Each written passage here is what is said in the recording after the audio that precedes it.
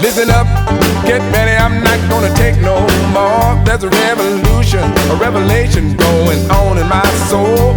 Buckle up, get ready, we're not gonna sit back. Hey, you citizens of the world, welcome back to Live from the Heartland for the week of May 27th, the year 2026. I'm still Michael James here with Euan Hague, and my next guests are someone, well, at least one of them I go way back with to the Heartland Cafe.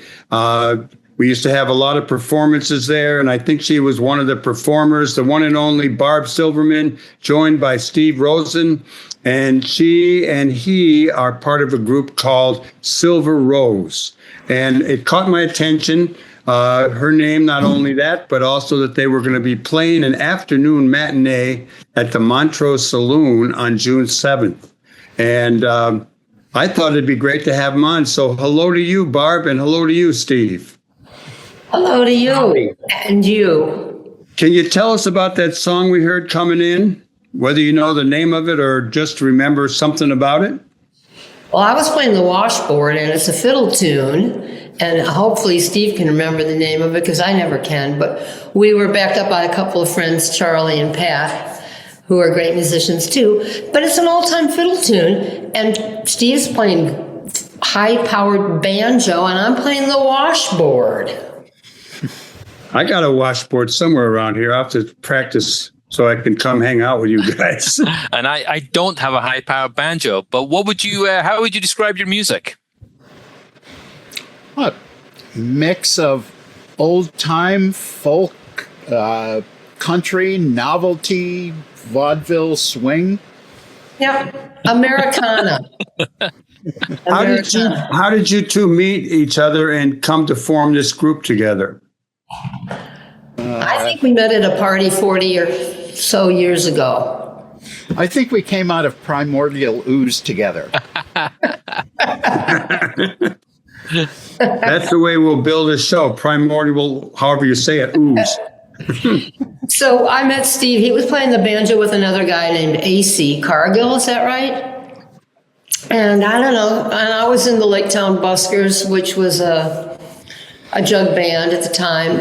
And somehow we realized our talents were well matched. So we started doing some duo things together. Long time ago, and we have periodically through the years just kept doing our little duo and named it Silver Rose. But we're also in another band now together called Buds and Shoots. What's it called? Buds, B-U-D-S, and Shoots, S-H-O-O-T-S. Uh-huh. And how many people in that group? Just the two of you, or got more? Well, sometimes it's 4, 5, or 6. How about sharing with our listeners and our viewers how a little bit of your own personal histories and how you got involved in music and what you've done? Start with Barb. Okay, my oldest brother had Joan Baez and Bob Dylan records. And that's what turned me on to, that vent. I took some classical piano, and that's my understanding of music's really based very much on piano, chords, triads, intervals, and so on. I played a little in college and post-college up in the Indiana Dunes. There was a coffee house called Saturday's Child, and I performed there some. But I started coming to Chicago to study modern dance and to play music. And then I moved to Chicago. And are you guys sitting down? Are you all sitting down out there in the radio world? I moved up there 50 years ago. You're only 52 or something like that. I was, right. I was 2 years old when I became famous. And anyway, I started playing in a country band and then a jug band, the Lake Town Buskers. We had a lot of recognition through the years. Played on Prairie Home Companion a number of times, played at festivals all around the Midwest. That band kind of dissolved. I created a band called the Teflons, 3 women and 3 men, and we did a lot of shows around the region. And then I formed Buds and Shoots. But Steve and I, throughout all this, stayed as a duo and periodically do things. Well, Steve, tell us a little bit about yourself, where you come from, what you did growing up, how you got into music, et cetera, et cetera. Well, I'm going to tell you that I am originally from New Jersey, but only if you say what exit. What exit? Exit. I'm from New Jersey. What exit? I've been here in the Chicago area since second grade. I saw my first bluegrass band when I was probably in my teens, and bought my first banjo, and have been playing bluegrass, old-time music, all kinds of other stuff ever since there. A couple of my main bands were the Volo Bogtrotters. We were together for 30-some years, and we're actually playing at the Fox Valley Folk Festival coming up Labor Day. Perhaps our last performance, I don't know. But played with them for years and years, made a bunch of albums, and played festivals all over the country. And also played with various bluegrass peoples, and have played a lot of barn dances with the Chicago Barn Dance Company, and have traveled all over the country, actually the world a little bit, to play for contra dances with various bands. The folk scene is very vibrant in Chicago. I was actually recently at back in February at the Old Town for Sons of the Never Wrong, who are, well-known local performers. And I'm just sort of wondering, how is the Old Town? You're both involved with the Old Town School of Folk, and it's very important to the city. Well, first of all, I played a little washboard with them. Were you there that night? I don't know, maybe their February kind of like celebration gig. Yeah.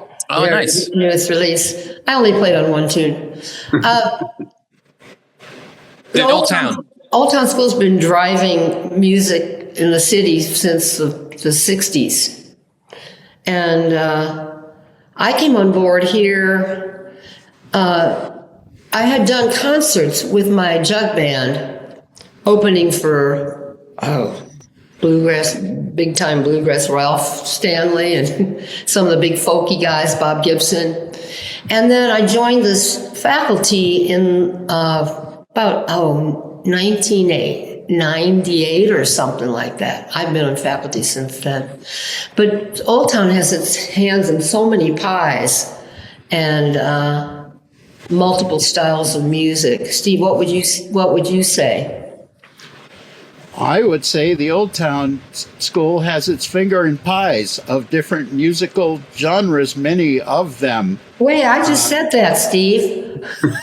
I only say what she tells me to. Do either of you go back far enough to remember Fleming Brown? I know the name. That's before my time, but he was one of the founders. Yeah, I remember him coming up to Lake Forest College, and in my early exposure to some folk music. Who are your favorite influences in both of your lives? That's hard. There's so I many. need only one or two, be fine. Well, Joni Mitchell influenced my songwriting, I'd say, and singing. Jug bands,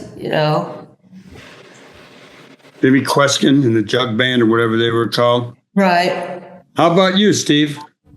I have been mostly influenced by old string bands. I would rather listen to an old fiddler playing a recording 50, 70, 90, 11 years ago, scratching away at a tune than I would hearing any other kind of overproduced or overthought music. I love the banjo and fiddle tradition.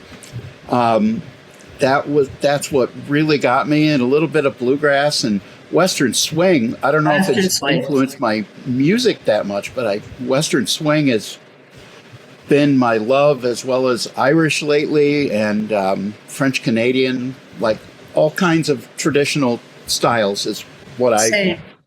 Martin Bogan and Armstrong from the 30s and 40s, a black string band.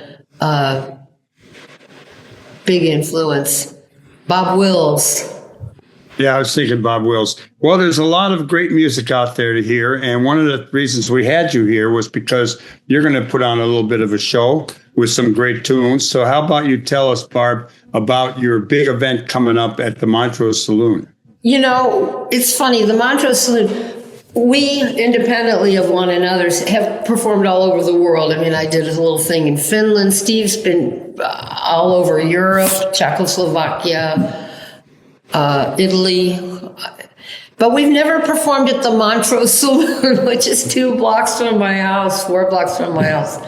And the Montrose is this institution. It's a typical but atypical Chicago bar. It's been around for a long time. It's beautiful, wood, old. It's got a gorgeous courtyard. And I've seen friends of mine who performed there over the years, and I always thought, I should go to the Montrose, see if they might be interested in us. And sure enough, we're booked there, and I'm excited about it. We're going to be there Sunday, June the 7th, from 2 to 4. There's an outdoor courtyard that has speakers. We'll be on the inside performing, but you can be either place, either watching us or hearing us. And Steve, I don't know, what do you know about the Montrose? I have never been there. I've probably driven by it. I hope I can find it that day. Well, the address is 2933 West Montrose, so you can just put that into your 2933 West Montrose, and you're performing under the name Silver Rose, and it's on June 7th, an afternoon matinee. Let's hope. Nice, warm, sunny Sunday afternoon. Fingers crossed. It'll be good. I go by that place a lot. I used to see it when I'd go to the Korean bathhouse, the Paradise, which got torn down. Which was just the greatest, had the best jets of any bathhouse I'd ever been to. Anyhow, it's great that you guys are going to be playing June 7th, 2 to 4, Montrose Saloon. We want to thank you both for coming on live from the Heartland, and we'll look forward to seeing you in person real soon.